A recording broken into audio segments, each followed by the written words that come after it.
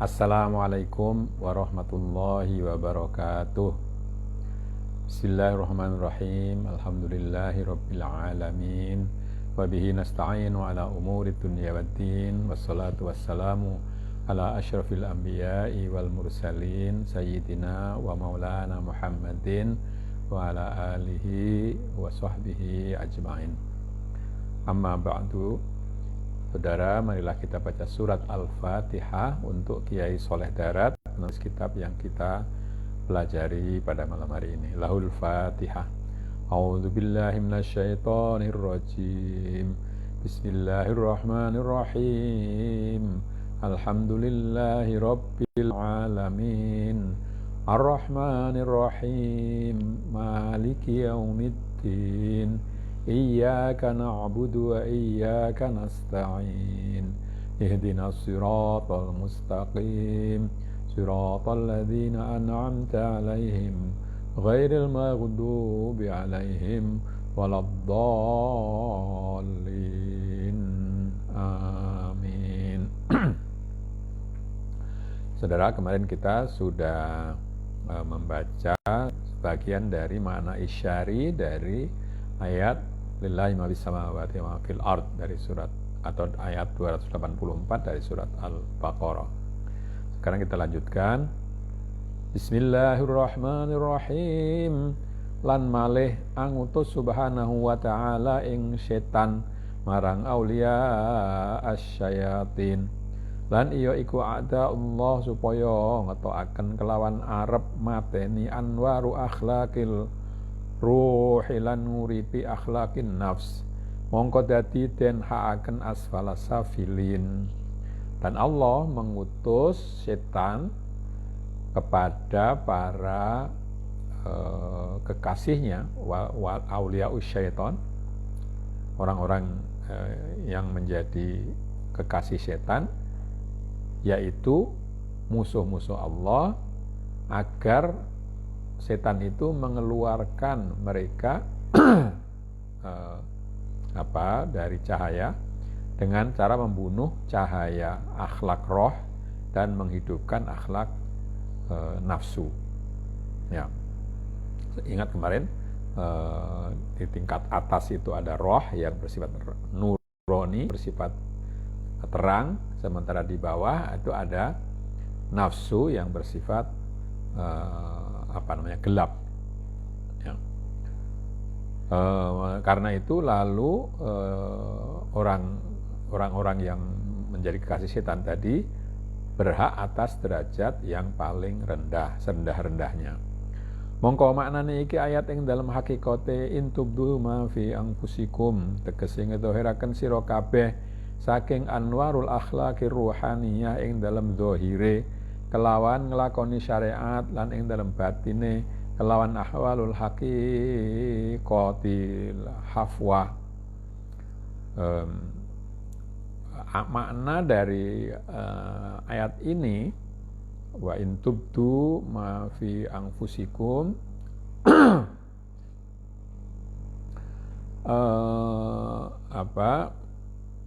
kalau kalian menampakkan apa yang ada di dalam dirimu, maksudnya melahirkan kalian semua cahaya akhlak rohani di dalam perbuatan zahir, yaitu dengan cara melakukan atau menjalankan syariat, dan cara batin itu dengan menjalani kehidupan hakikat, tegese kelawan ngedhahiraken ausafun nafsaniyah ing dalam zahire kelawan nyulani syariat, lan ing dalam batine kelawan mupakati tabiat. Ya. Jadi atau yang kedua jadi tadi kalau menampakkan di dalam apa yang ada di dalam dirimu itu ada dua macam. Apakah itu menunjukkan sifat rohaninya, ya, dengan cara menjalankan syariat dan mengolah batin, atau melahirkan sifat-sifat nafsu yang dalam bentuk menyelisih syariat secara zahirnya dan batinnya itu mengikuti dorongan-dorongan tabiat, ya, dorongan-dorongan nafsu atau bawaan manusia. Yuhasibkum bihillah, dan hisab kelawan bersih nafsu supaya nrimo anwarur roh, utawa den hisab kelawan gawe kotoren roh supaya nrimo petenge nafsu. Ya, maka apapun yang kau nampakkan itu akan dihitung oleh Allah, diperhitungkan oleh Allah, yaitu kalau memilih yang pertama maka dirinya menjadi bersih dan dapat menerima cahaya roh, atau sebaliknya dihisab dengan cara membuat rohnya itu kotor sehingga hanya bisa menerima gelapnya nafsu. Nah, fayaghfiru liman yasha wa yu'aghfiru liman yasha, mongko dadi mencorong nafsune kelawan anwarur roh lan mencorong ruhe bi anwaril haq. Fayaghfiru liman yasha, Allah memaafkan siapapun yang dikehendakinya sehingga nafsunya menjadi bersinar dengan cahaya roh, dan rohnya bersinar dengan cahaya Tuhan yang maha benar. Wa yu'adzibu may yasha, mongko dadi aniksa ing nafsune kelawan darakatus sa'ir, lan roe kelawan furqatul aliyil kabir, wallahu ala kulli syai'in qadir. Wa yu'adzibu may yasha, dan dia menyiksa siapapun yang dikehendakinya. Maka orang yang disiksa itu tadi yang memilih bisikan setan dan dorongan nafsu, dengan menyiksa dirinya itu dengan api darokatis sa'ir, ya, dengan api neraka sa'ir yang ada di bawah.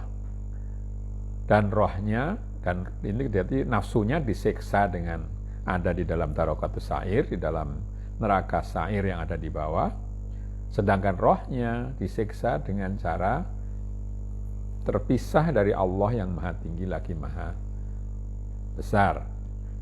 Allahu ala kulli syai'in qadir, Allah maha berkuasa atas segala sesuatu. Jadi siksa katakanlah siksa fisiknya itu berada di dalam neraka, tingkatan yang paling bawah, sedangkan siksa rohaninya itu berupa tidak bisa berdekatan dengan Tuhan yang maha tinggi lagi maha besar itu.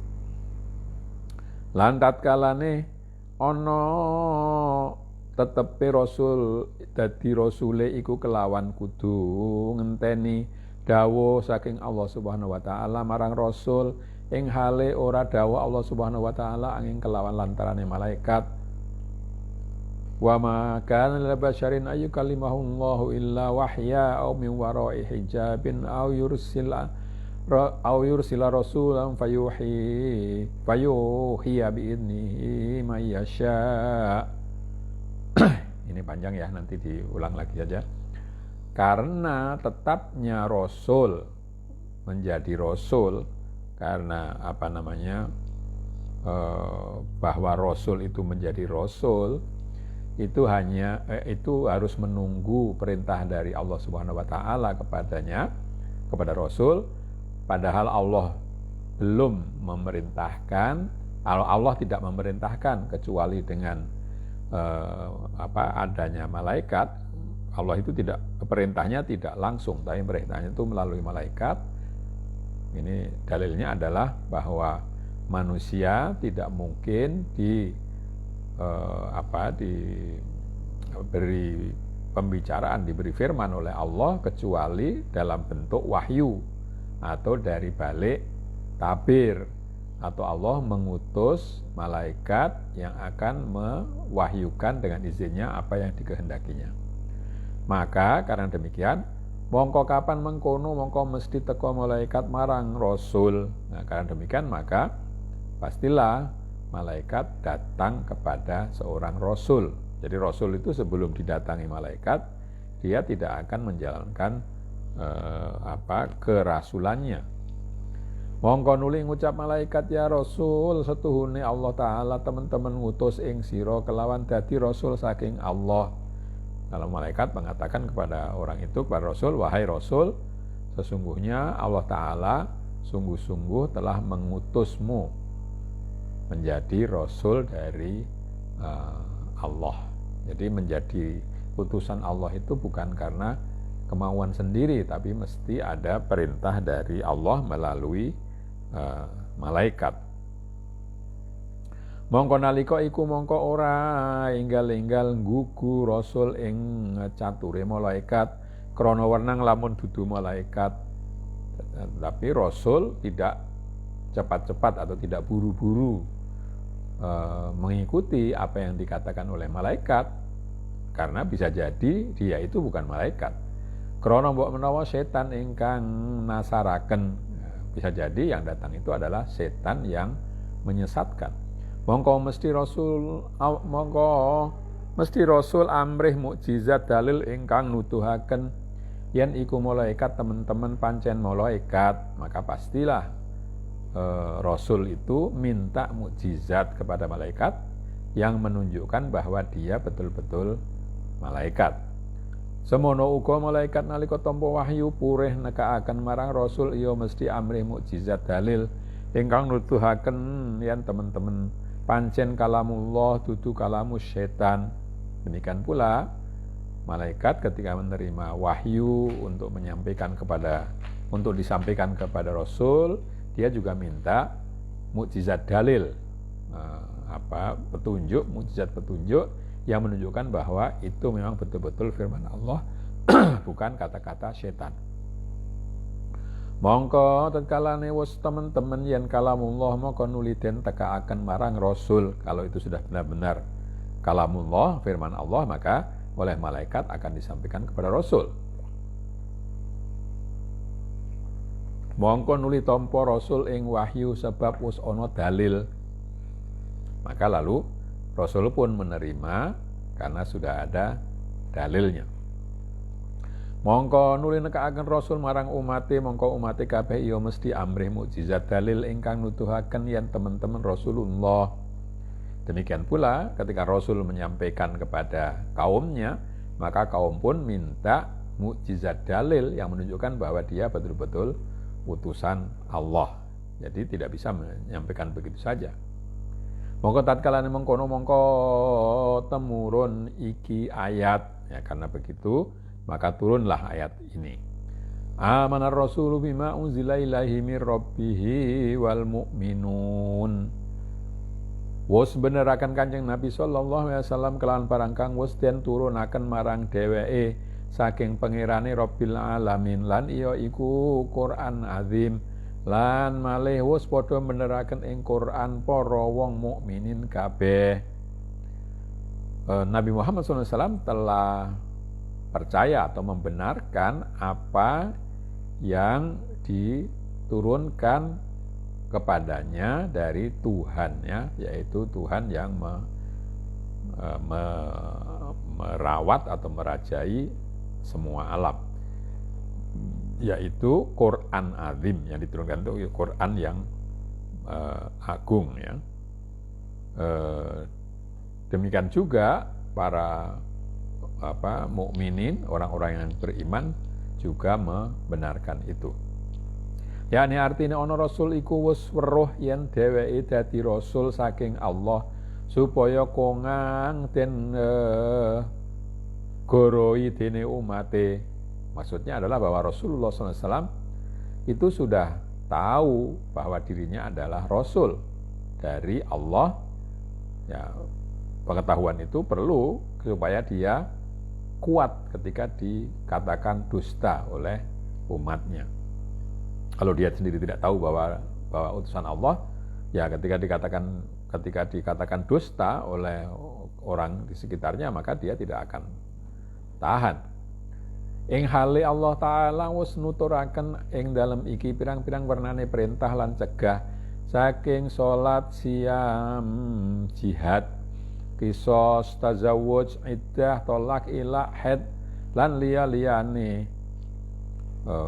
Padahal Allah sudah menyebutkan di dalam kitab ini berbagai macam perintah dan larangan. Salat, puasa, jihad, qisas, nikah atau kawin ya, iddah atau waktu menunggu setelah cerai, tolak, cerai, ilak ya permintaan cerai, haid dan lain-lainnya.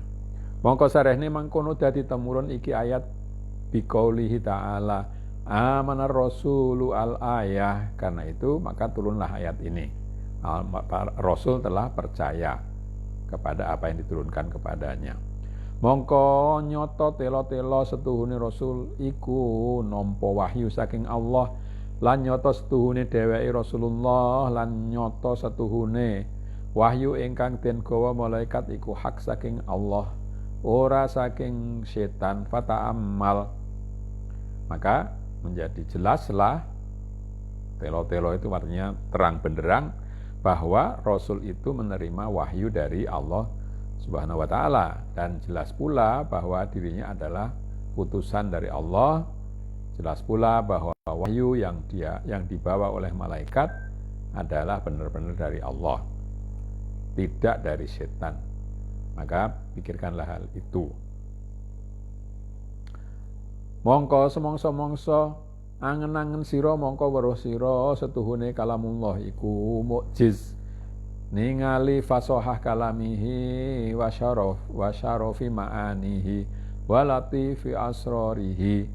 Kalau kamu pikir-pikirkan, kalau kamu perhatikan, kamu renungkan, maka kamu akan tahu bahwa firman Allah itu mukjiz. Mukjiz itu artinya mematahkan, membuat orang tidak mampu lagi menolak atau mampu lagi berargumen ya. Mukjiz membuat orang lemah gitu, membuat orang kalah argumen gitu. Dilihat dari kefasihan.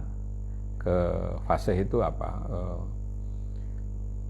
Fasih itu asal semulanya fasih itu artinya jelas asalnya ya. Fasoha. Jelas kalau firmannya itu, serta maknanya itu utama. Jadi tidak berbicara hal-hal yang bersifat hina. Ya, maknanya bahwa menggunakan kata-kata kadang-kadang kata-kata yang keras ya iya, tetapi di dalam Al-Quran tidak ada makna-makna yang rendah, yang bersifat rendah, dan juga rahasianya yang lembut. Artinya setuhune Allah Ta'ala ikhbar marang kawulane kabeh yen setuhune ingkang beneraken ing Quran iku rasule, tegese utusane lan para mukminun kabeh. Ya, di dalam ayat ini Allah memberikan informasi kepada hambanya bahwa sesungguhnya yang membenarkan atau yang menerima kebenaran Quran itu adalah utusannya sendiri dan para mukminin, orang yang percaya kepadanya. Lan malih mongko dadi tetep mantep setuhune Nabi Muhammad iku dadi utusane Allah kelawan pangandikane iki ayat. Maka jadi tetap mantaplah bahwa Nabi Muhammad itu adalah utusan Allah dengan firman-Nya ini. Artinya setuhune Kanjeng Nabi sallallahu alaihi wasallam iku wis weruh kelawan yakin setuhune iki Quran iku kalamullah temurun saking Allah Ta'ala. Maksudnya bahwa Nabi Muhammad SAW itu telah tahu dengan yakin bahwasanya Quran ini adalah firman Allah yang turun daripadanya, dari Allah SWT. Ana dene weruhe mangkono iku sabab ningali mukjizat ingkang ana ing atase tangane Sayyidina Jibril alaihi salam kang nuduhaken kelawan hak. Nah, bahwa mengapa, dari mana Rasul tahu ya, pengetahuannya itu yakni bahwa yang datang kepadanya adalah firman Allah itu datang dari mukjizat yang ada di tangan Jibril alaihissalam, yang menunjukkan bahwa yang dibawanya itu adalah benar. Ora kok saking setan utawa sihir, ora, bukan dari setan atau dari sihir. Semono uga para mukminun iya padha weruh kelawan yakin yen iki Quran kabeh iku saking Allah Ta'ala, sebab ningali mukjizate Kanjeng Nabi kang nuduhaken kelawan hak. Orang-orang mukmin itu percaya bahwa yang dibawa Nabi Muhammad itu dari Allah karena melihat mukjizat Nabi Muhammad SAW yang menunjukkan bahwa itu benar. Ya, mukjizat di sini yang membuat kita tidak bisa menolak lagi. Orang mukmin tidak menolak lagi, misalnya bahwa Nabi selalu berbicara benar, bahwa Quran itu tidak bisa ditiru, bahwa kata-katanya itu lebih indah daripada apa yang dikenal oleh para sahabat pada waktu itu. Karena orang-orang Arab itu sebenarnya kan sangat sangat suka dengan kata-kata yang indah dalam bentuk syair dan seterusnya. Tapi ketika mereka mendengarkan Quran, lalu ini kok jauh lebih tinggi daripada yang biasanya mereka dengar, yaitu syair-syair. Maka akan ada yang mengatakan, nah ini sihir. Ini bahkan seorang penyair Arab yang terkenal ya, yang Shahibul Mu'allaqat, yang mempunyai mu'allaqah, namanya Labid bin Rabi'ah itu setelah mendengarkan Quran itu dia tidak mau lagi membuat syair. Kenapa? Karena dia merasa cukup dengan Quran. Ya, dulunya dia sering membuat syair sehingga syairnya itu dinilai baik dan ditulis dengan tinta emas, digantungkan di Ka'bah. Tapi setelah turun Al-Quran tidak mau lagi Labid bin Rabi'ah al-Yashkuri. Karena apa? Karena cukup dengan Quran. Ya, itu yang menyebabkan orang-orang mukmin menerima Quran itu sebagai firman Allah. Makna al-isyari. Makna isyari dari ayat ini, setuhune Allah ngendika amana rasulu bima unzila ilaihi dan seterusnya. Kok orang ngendika amana billah? Ya, kenapa Allah mengatakan Rasul itu percaya dengan apa yang diturunkan kepadanya dan tidak mengatakan percaya kepada Allah. Ya. Mengapa demikian? Mulane mangkono krana arah ngedzohiraken bedane antara Rasul lan mukminin krana setuhune Kanjeng Rasulullah SAW sadurunge Mi'raj iku wis iman billah lan iman bima anzalallahu mir rabbih. Saya kira tidak ada kata Allah. Bima unzila mir rabbih. Tetapi iman bil ghaibi ora bil ayan kaya imane mukminin. Mengapa demikian? Karena itu untuk menunjukkan perbedaan antara Rasul dan orang mukmin. Karena Nabi Muhammad SAW itu sebelum Mi'raj itu sudah percaya dengan Allah dan iman dengan apa yang diturunkan dari Tuhannya. Tetapi iman itu iman bil ghaibi. Iman dengan tidak usah melihat barangnya, percaya dengan apa yang gaib, tidak dengan melihat barangnya. Seperti imannya orang mukmin. Kalau orang mukmin itu melihat barangnya dulu. Lan ono seperti imannya orang mukmin ya. Iman juga ini bisa dua pengertian ini. Kaya imannya mukmin itu maksudnya bil ayan au bil ghaib, ini bisa dua. Tapi saya kira orang mukmin ya percaya dengan ghaib juga, tetapi melalui perantaraan Nabi Muhammad SAW yang kelihatan. Lan ana kafirin kabeh iku padha nggorohaken ing Sayyidina Rasulullah sallallahu alaihi wasallam. Lan padha ngucap kafirin kabeh setuhune barang kang den gawa Muhammad iku saking setan lan khabare asatiril awwalin. Sedangkan orang kafir itu menganggap dusta Nabi Muhammad SAW dan mengatakan sesungguhnya yang dibawa oleh Muhammad itu adalah dari setan dan kabar dari dongeng orang-orang terdahulu, asatirul awwalin. Lan ana Nabi sallallahu alaihi wasallam iku susah saking sabab oleh den gorohaken dening kafirin. Nabi Muhammad sallallahu alaihi wasallam sangat susah karena dianggap dusta oleh orang-orang kafir. Mongko tatkala Mi'raj munggah marang Sidratul Muntaha wa balaghal maqsadal a'la thumma dana fatadalla fakana qaba qausaini aw adna fa auha ila 'abdihi ma auha.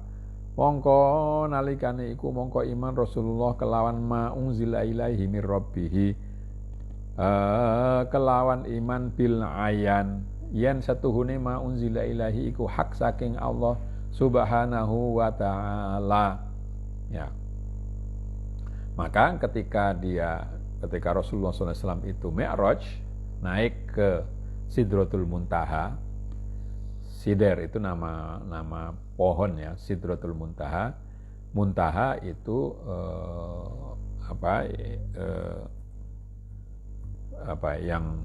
yang sudah tidak ada lagi lanjutannya ya, Muntaha sudah penghabisan ya, pohon sider penghabisan. Artinya itu ya untuk menunjukkan naiknya Nabi itu sudah hanya sampai di situ, ketemu di hadapan Allah. Ya tentu tidak fisik ya, dan sampai kepada tujuan yang tertinggi. Maka lalu summadana fatadalla fakana qaba qausaini aw adna fa auha ila 'abdihi ma auha. Maka lalu dia mendekat, fatadalla, maka lalu fatadalla itu sebenarnya asalnya melemparkan timba, tapi di sini mendekat sehingga hanya sekoba qausaini aw adna, sehingga kira-kira hanya qaus itu yang dipakai untuk memanah itu ya, kira-kira 1 meter ya, yang gendewa ya,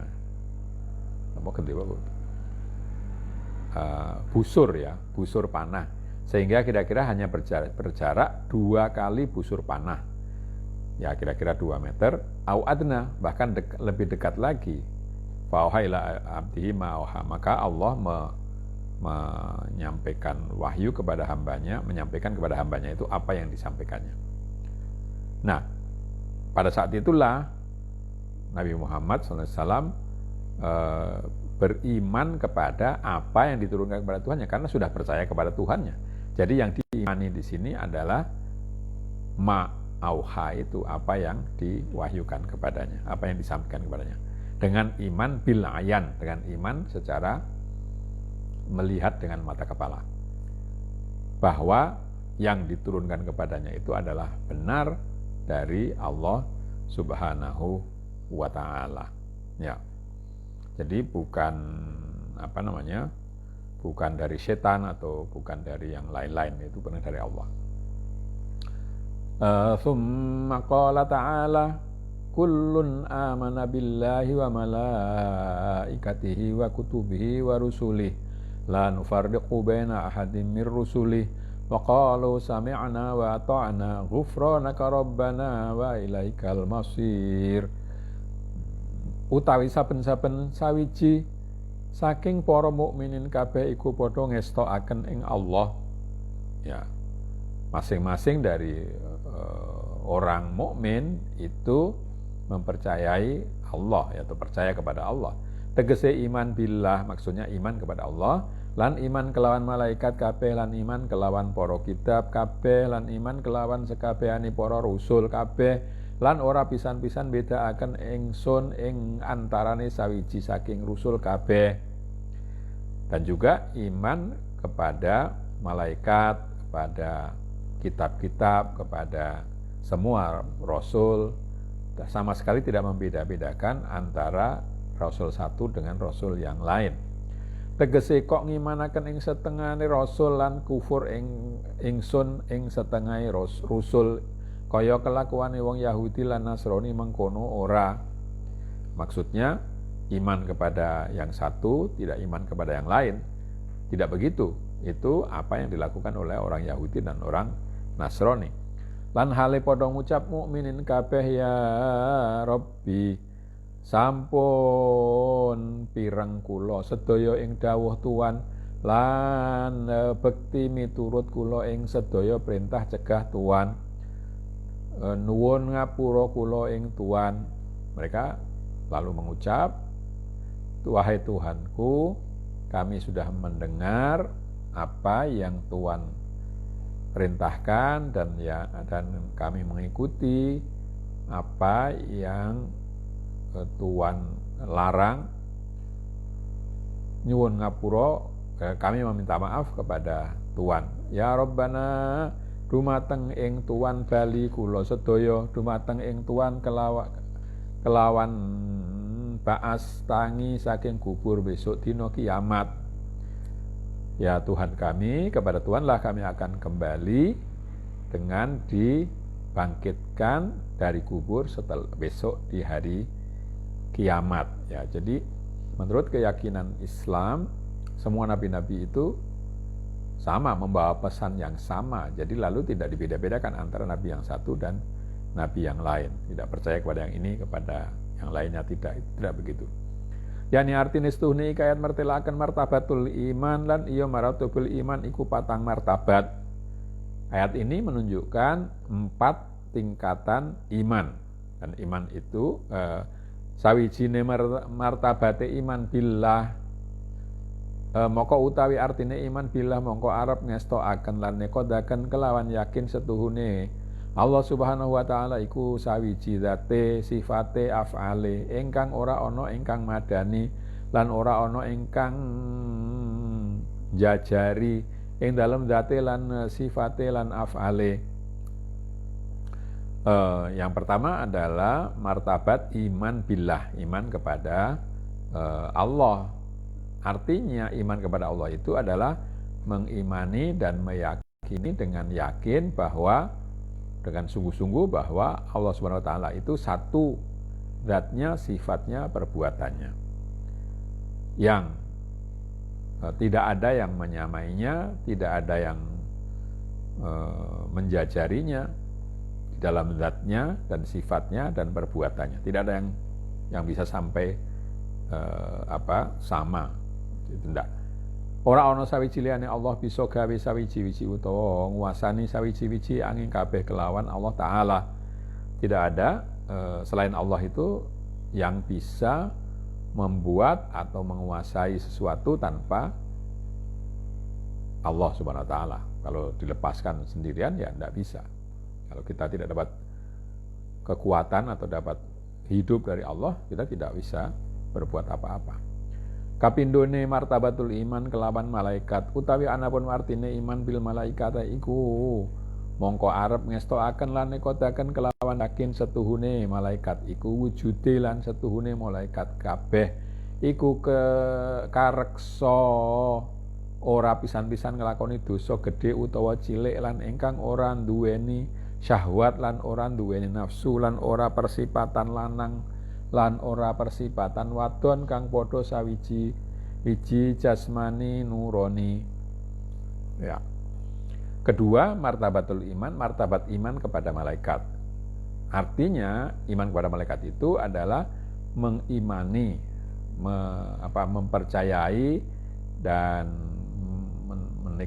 mengitikadkan dengan yakin bahwa malaikat itu ada dan bahwa malaikat semua itu terjaga sama sekali tidak melakukan dosa baik besar maupun yang kecil dan tidak mempunyai syahwat serta tidak mempunyai nafsu, tidak jantan, tidak betina, tidak laki-laki, tidak perempuan, ya, dan ya, jadi kang podo jisi sawiji-wiji jis jasmani nurani. Jadi wujudnya itu bisa jasmani, bisa tidak bersifat laki-laki atau tidak perempuan yang sama dengan jasmani dan rohaninya.